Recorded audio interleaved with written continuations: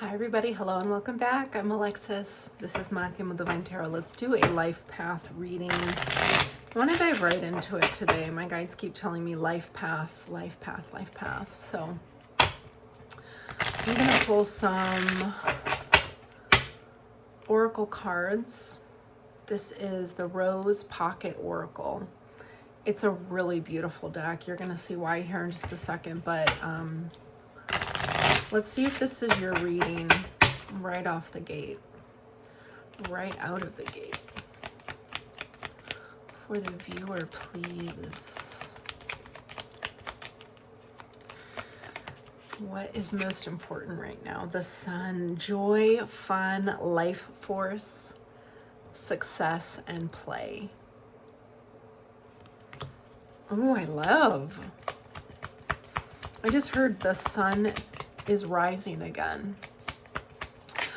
For you, it feels like the sun is rising again in your life. We are nature, grounded embodiment and connection.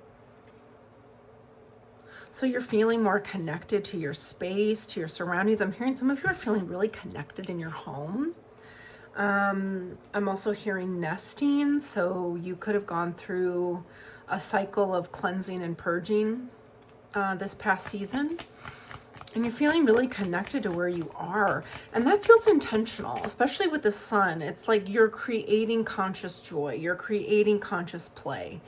You're creating conscious connection, right? Like you understand, yes, miracles happen all the time. But what happens when you're being nudged? And that's the miracle. What are you doing with it? The child within, inner mother, innocence, and tenderness. Beautiful. So for some of you, it's a reminder. And we also had sacred waters, replenishment, health, and self-care. Okay, so these two sort of go hand in hand. It feels like you've really been nurturing the environment where these two energies, well, they're not just two energies, but they can come to life more. They can take center stage, right? The inner mother, your tenderness, your innocence. This almost feels like wrapping yourself in a hug, in an energetic hug. For some of you, I'm also hearing touch starvation. So if you've been single for a long time, or I'm also hearing consciously celibate, or not dating or not engaging, in physical intimacy, sexual intimacy. Why am I not just saying? Okay, you know what I mean. What's wrong with me? It's almost like you're realizing that forced intimacy isn't actually like guiding you toward like your higher calling. And I understand that's not for everybody. So if that doesn't resonate, you can still feel touch starvation, right? Where you're wanting touch, you're replenishing yourself, you're giving yourself love and nurturing, buying a weighted blanket or a weighted pillow, like doing the things that feel good for you. And it's all in the grander theme of not waiting on another energy to supply that. Yes, I know it feels different. However, you're also noticing in this time, space, reality that you're in, that conscious presence of feeling it with another human feels differently than just feeling it and that being either transient or transactional. Now, if you're not resonating with that energy, that's okay. That doesn't mean this isn't your reading, but it is important for me to know because it's coming out. I also see crowning at the bottom. This is interesting energy. So this deck, as you've probably already noticed, very much rose blooming, but the crowning, it's like a very sacred birth. A very, very sacred birth, a symbolic birth, initiation, thresholds, and rebirth. So I feel like you, whether you consciously know this or you are feeling a tug at your soul, there's a rebirth that you're welcoming in here. This doesn't feel like it's the birth itself, is this process. It feels like you're like readying yourself for what's coming next, okay? And this is where I believe the life path reading is ultimately leading us in your energy check-in, right? You're crowning into the next life, so to speak. You're crowning into the next timeline. So if you're resonating with that energy, let's see from tarot what's coming in for you and what you need to know. God, with the sun too, it's like light at the end of the tunnel. So the joy that you've been creating, the light and the play, the effervescence that you've been creating consciously in your life, right? It's also light at the end of the tunnel, light at the end of the rebirth. So it's like, it's feeling very reciprocal. It's feeling very mirroring. It's feeling like it's very much reflecting your intentionality, like what's coming next and what you're being born into. Ooh, I love it. What are you being born into, please, for the viewer? What is the viewer being born into? I'm hearing from scared to sacred.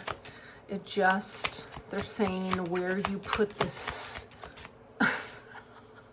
the sea, like where you put the sea. So scared becomes sacred when you move the sea, or adjust how you see symbolically, the devil coming out.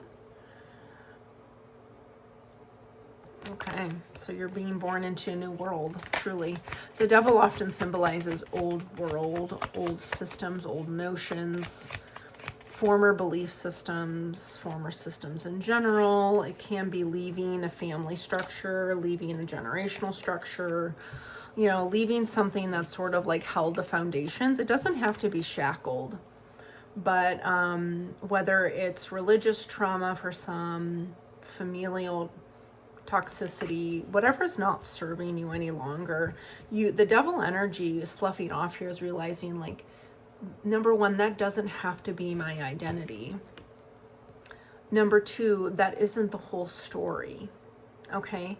And it's sort of like, if you've ever heard the term deconstruction, specifically when it comes to faith or religious practices, very commonly used in that space.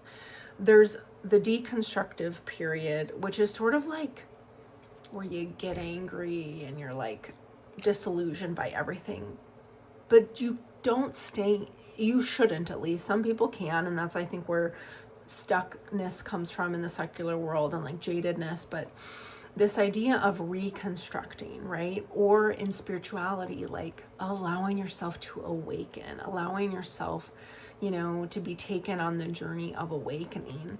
And part of that journey isn't just moving into ease from dis-ease, right? Where things don't feel at ease in your body, in your world, in flow.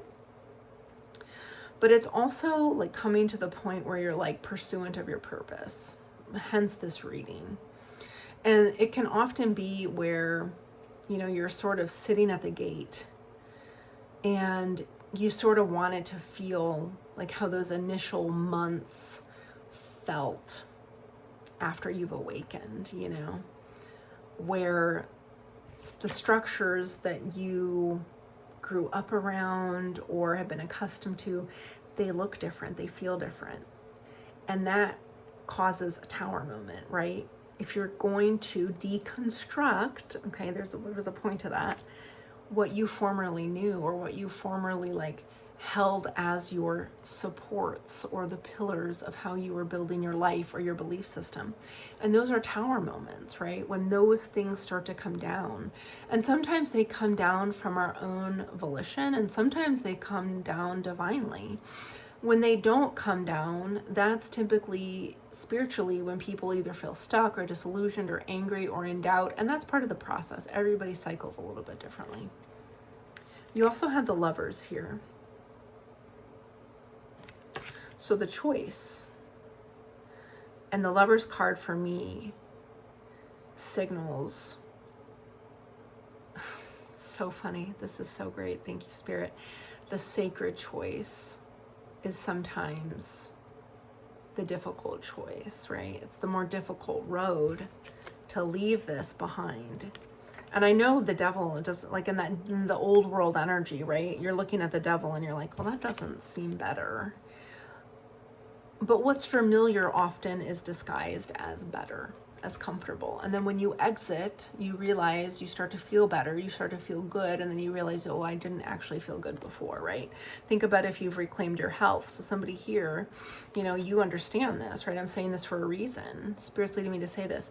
You've reclaimed your health. Like, let's say you started a different nutritional protocol and you didn't feel sick before.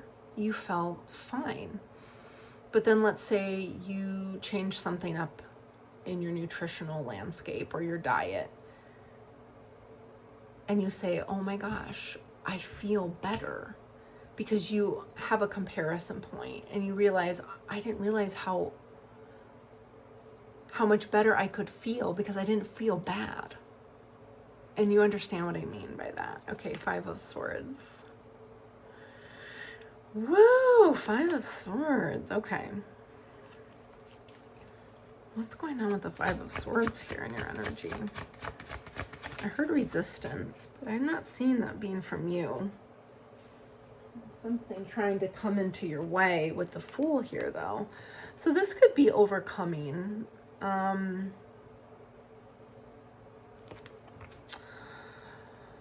Oh God, they're showing me like a perimeter. They're showing me a fence around a house. So for some of you, quite literally, this was leaving,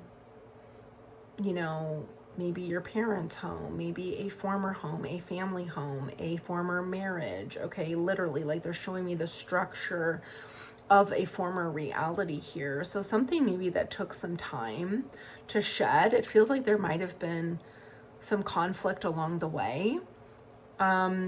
Maybe even, this often happens too, they're showing me the word exposing.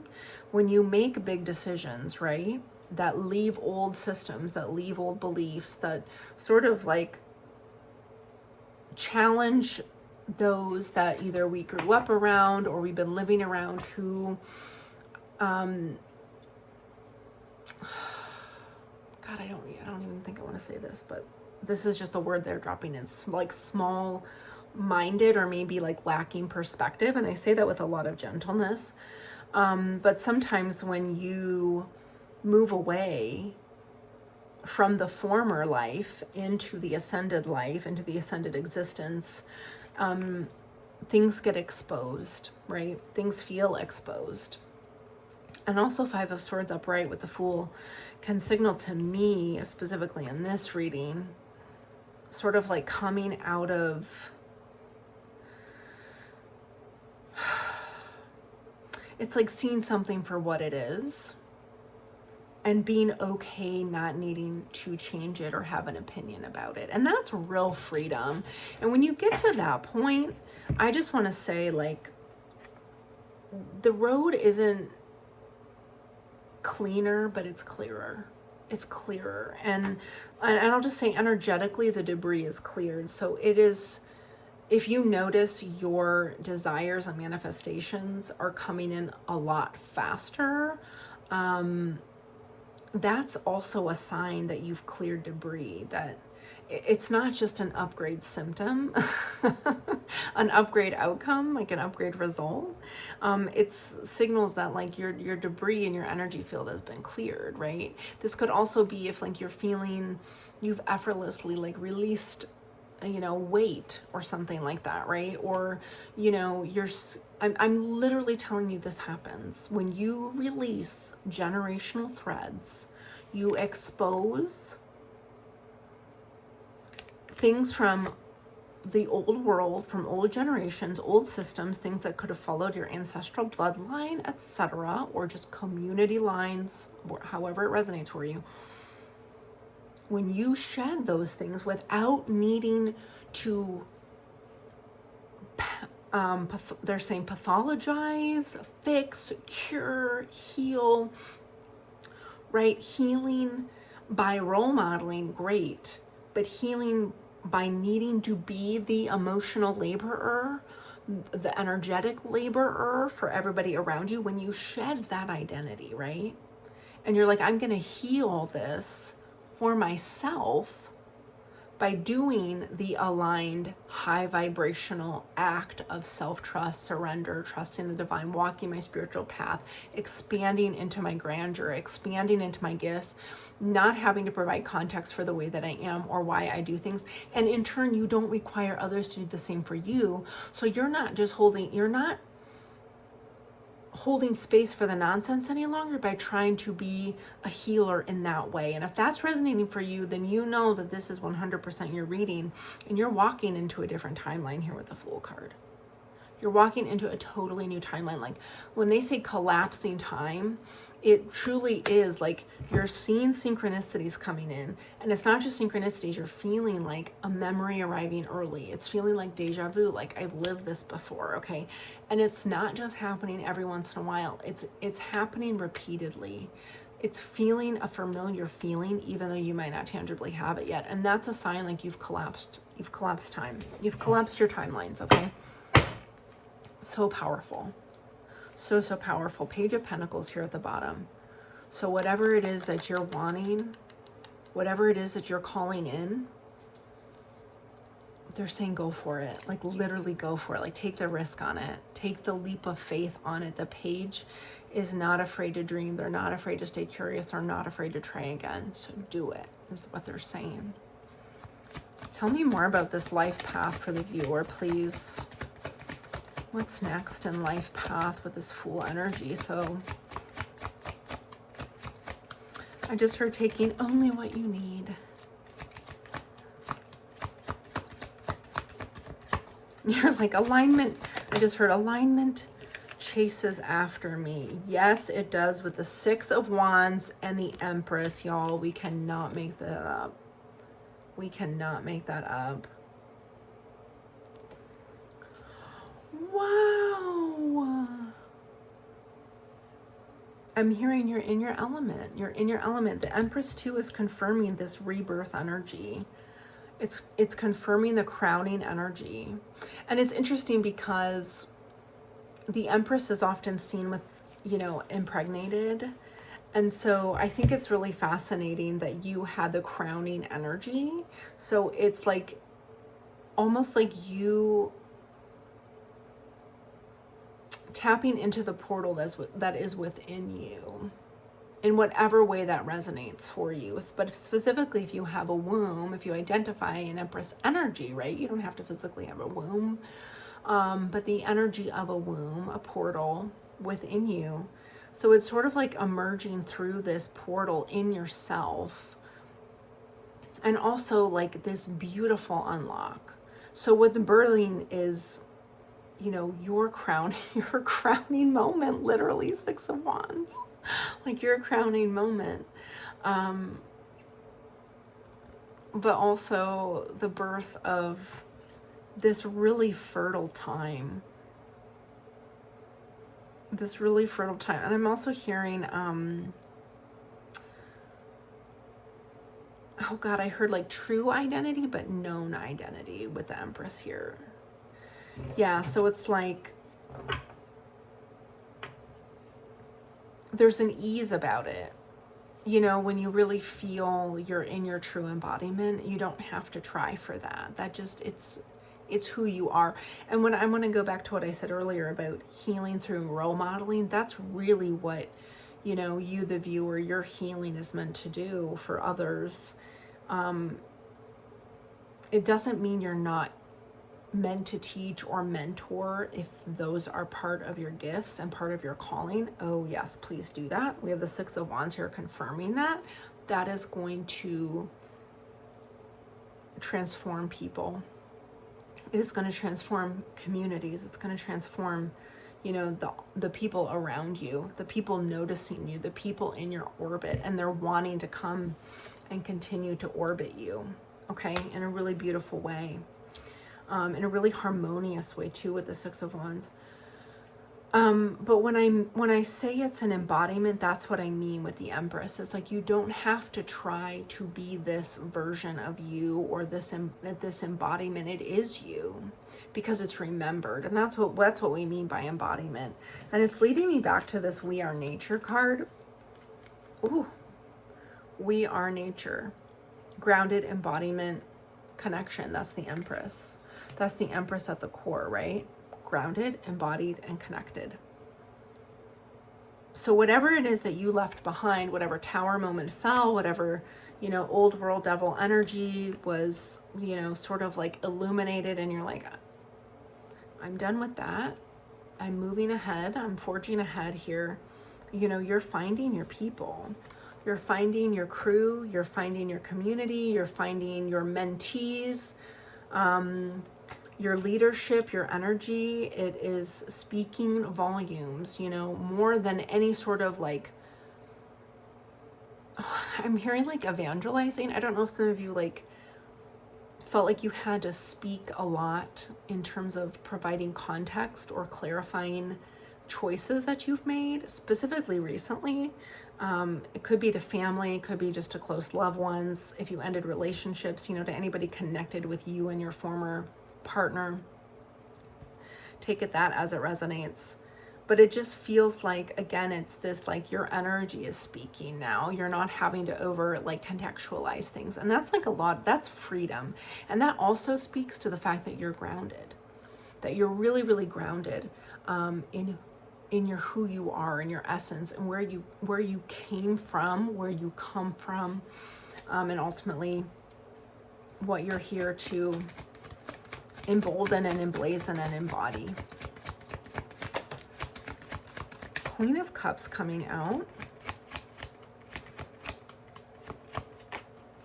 So there's, and Queen of Swords, wow. And the Three of Wands, okay. So it feels like you're sensing something incoming for you. Three of Wands could be an opportunity. So in this picture, they're sort of like hailing in this ship, but a lot of Three of Wands, it's sort of seeing something before it actually happens. This is also a nod to discernment, intuition. It's featuring sometimes a surfer who sees the beginnings of what is going to be a wave coming in, okay? Like, so you don't actually, like the wave actually hasn't crested, but you see the making of it. So you're like, I am anticipating, I'm preparing myself, I'm readying. So it feels like you're readying yourself for something. Queen of Cups and the Queen of Swords energy here. Calling you out specifically in terms of, I'm getting like nightingale energy. So using your words artistically, potentially singing for some of you, but using your voice, using your words strategically, and calling upon a depth maybe that you've formerly not truly tapped into with like your spoken word or written word with the Queen of Swords. So it feels like there's an opportunity coming in for you, specifically as I'm looking at the Six of Wands.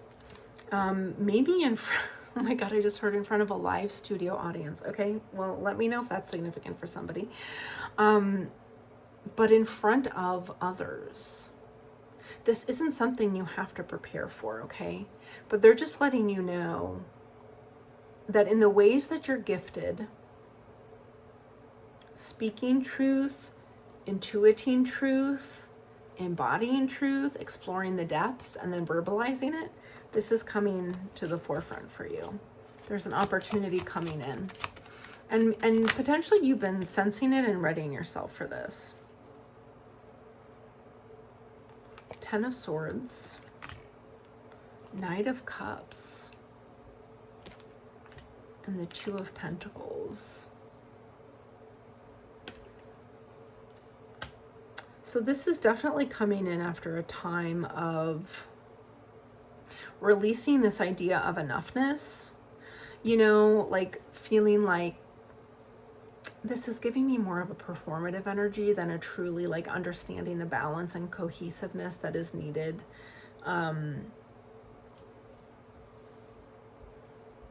in your life, in your calling. So it's sort of this ending of overperforming. This feels like very much the energy of fully embracing your authenticity, embracing your vulnerability, embracing not being perfect, not having all the answers, not always having a full cup, not always having direction. I think too, it's releasing yourself of like having to have perfect intentions, you know? Or that if your actions, with the Two of Pentacles, like if your actions don't come out perfectly, it's going to somehow send a message that your intentions are on the up and up. And I just feel like that's a cycle that's ending for you here. And if it's not something you're consciously tuning to, they're asking you to, because what's coming in is going to require you to use your voice, use your depth in a way that is going to really be transformational. And it's also, with the Three of Wands, it's going to be a lighthouse for a lot of people. It's going to bring a lot of ships into harbor, is what I'm hearing, quite literally, right? Other souls, other hearts, they're going to see sort of your beacon and say, wow, that feels like me. That sounds like me. I've been there. I thought nobody would get it. And there you are. All right, let's get a closing message here for any final guidance for the viewer, please. In this next harrowing act of their journey. Wow, okay. The Moon and Justice. Okay, well, you can't see it yet. I'll just say that with the Moon card. You can't see it yet. But this is bringing about divine justice. This is also signaling to me that you are falling in line. I heard falling in line with your guides. You're listening to your guides. Yes. I've said this, I believe, in former readings. I think I've said this on YouTube. Maybe it's only been on Instagram. When you follow the nudge of your guides or your intuition or your higher self, that's setting in motion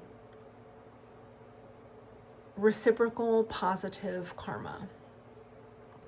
When you don't, it can sometimes, and I don't read for karma. I don't do like karmic readings. Some readers are gifted in that way, so I don't want to go too deep into this.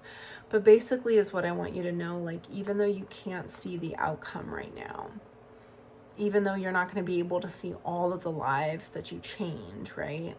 They're asking you to still trust, because there's divine justice in this with the Justice card, literally. Like karma being cleared in all directions, I'm hearing, and not just from your bloodline, not just from your ancestral line, not just over your lifetimes, but over other people's lifetimes, with the Six of Wands, offering that lighthouse, offering that reprieve, offering that energetic frequency. People are looking for their match. They're looking for their communities. They're looking for their collectives. So in some way, shape, or form, you have that to offer. And it's not performative, right? It's no longer performative. You are meant to be in flow. And the more you are vulnerable, the more you are authentic. Six of Wands. The bees come to the hive, baby. The bees come to the hive, and you are the fertile queen friggin' bee, okay? You're the fertile queen friggin' bee. And the Six of Wands and the Empress, like, this isn't about ego. This isn't about pride. This isn't about gimme, gimme, gimme, gimme. Like, we saw that in the beginning. Like, if this is your reading, that your energy was all about clearing and cleansing and grounding and being the supplier of your own joy. Sacred waters, the child within, the tenderness, the innocence, the pure intentions, okay? So if there's any part of you that's doubting if this is actually justified, you will know that it is because of the energy check-in that we did in the beginning if you resonated with that. If you didn't resonate with that, or you're looking for some sort of other type of gain, like, please, we're not here to yuck your yum. This is just likely not your reading. We saw in the beginning what your energy, how grounded and pure and light your energy is, okay? So remember, your energy is leading the way, not another light source with the moon here. Your energy, your light, right? You've been purposely putting joy into play in your life. You've been bringing that in. That's the light. That's the success. That's the path. Not waiting for another light source to light the way, but following your intuitive nudges, following your discernment, following that sacred feminine within. The Empress and the bees will come. And it's clearing and making a way. And there's a card, I just want to mention this with the Justice card because it feels really important. There's a card in another deck that features the Justice card with an owl that's blindfolded, and it's saying that the truth is it blinding? It's almost like you can't unsee the truth. Okay. And like, this is what's important too with the moon card, is it's not overt. The truth is clear in any weather, in all conditions, in daylight, nightlight, moonlight, no light. Like, the truth is clear. And what you're doing, what you're embodying, what you're practicing, how you're mentoring, how you're living, is setting in motion the clearing of truth for yourself and for others. So this is really, really, truly like for the good of all reading, okay? In what you're doing. And I know you're meant to use your voice here in some way, your voice and your depth. So be prepared. It's coming in, and you're going to be a beacon. And personally, I'd love to hear about it in the comments if you want to share. I just have to tell you, if you are still here, by the way, thank you so much.